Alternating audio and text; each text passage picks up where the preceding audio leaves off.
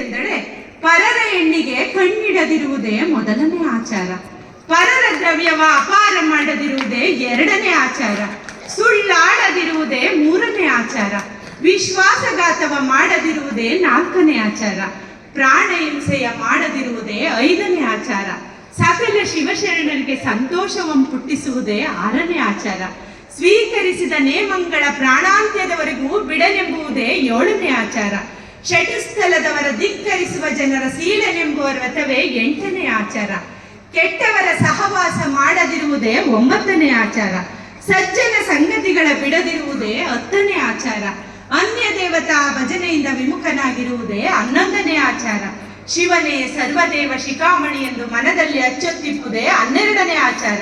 ಶಿವನಿಗೆ ಶಿವಗಣಗಳಿಗೆ ಭೇದವ ಮಾಡದಿರುವುದೇ 13ನೇ ಆಚಾರ. ಸಕಲ ಜೀವಿಗಳಿಗೆ ಲೇಸನ್ನು ಬಯಸುವುದೇ 14ನೇ ಆಚಾರ. ಸರ್ವರಿಗೂ ಲೇಸನ್ನು ಮಾಡುವುದೇ 15ನೇ ಆಚಾರ. ಕಡ್ಡಿಯ ಲಿಂಗಕ್ಕೆ ತೋರಿ ದಂತಧಾವನೆ ಮಾಡುವುದೇ 16ನೇ ಆಚಾರ. ಸರ್ವಾವಯವ ಸ್ವಚ್ಛ ಪ್ರಾಕ್ಷಾಳಿಸುವುದೇ 17ನೇ ಆಚಾರ. ಲಿಂಗ ಮುದ್ರೆ ಇಲ್ಲದ ಗುಡಿಯಲ್ಲಿ ಪಾಕವ ಮಾಡದಿರುವುದೇ 18ನೇ ಆಚಾರ.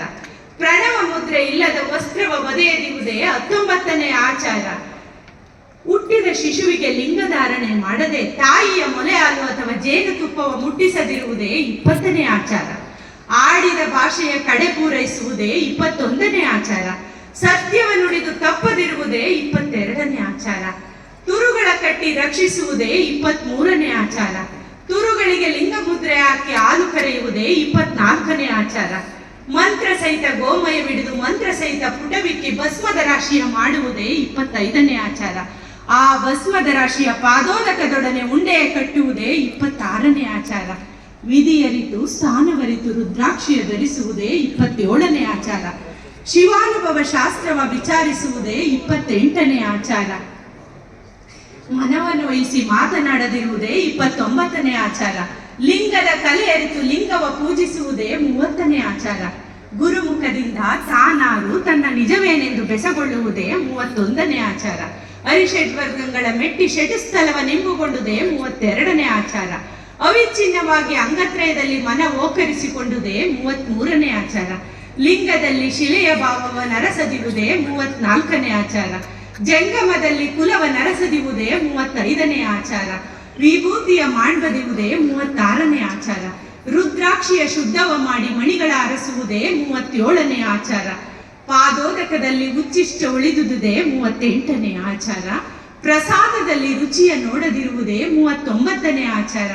ಮಂತ್ರದಲ್ಲಿ ಕುತ್ಸಿತ ಕಲ್ಪನೆಯ ಮಾಡದಿರುವುದೇ 40ನೇ ಆಚಾರ. ಲಿಂಗಾರ್ಚನಾ ವಿರಹಿತ ಭೋಜನವ ಮಾಡದಿರುವುದೇ 41ನೇ ಆಚಾರ. ಐಕ್ಯರ ಸಮಾಧಿಗೊಳಿಸಿ ತಾನು ಲಿಂಗ ಪೂಜೆಯ ಮಾಡುವುದೇ 42ನೇ ಆಚಾರ.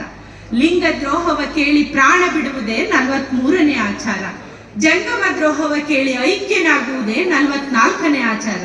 ಲಿಂಗ ದ್ರೋಹ ಮಾಡಿದವನ ಪ್ರಾಣವ ಭೇದಿಸುವುದೇ 45ನೇ ಆಚಾರ. ಜಂಗಮ ದ್ರೋಹ ಮಾಡಿದವನ ಶಿರವ ನೀಡಾಡುವುದೇ 46ನೇ ಆಚಾರ. ಅಷ್ಟಾವರಣ ಸಂಗವ ಮಾಡುವ ಭೇದವ ತಿಳಿಯುವುದೇ 47ನೇ ಆಚಾರ. ತಾನಾರು ಲಿಂಗವಾರು ಎಂಬ ಭೇದವು ತಿಲ ಮಾತ್ರ ಇಲ್ಲದಿರುವುದೇ 48ನೇ ಆಚಾರ. ತನ್ನ ನಿಜ ವಿಚಾರವ ಮರೆಯದೆ ಷಟಸ್ಥಲದವರಿಗೆ ಅರುಹಿ ತನ್ನಂತೆ ಮಾಡುವುದೇ 49ನೇ ಆಚಾರ.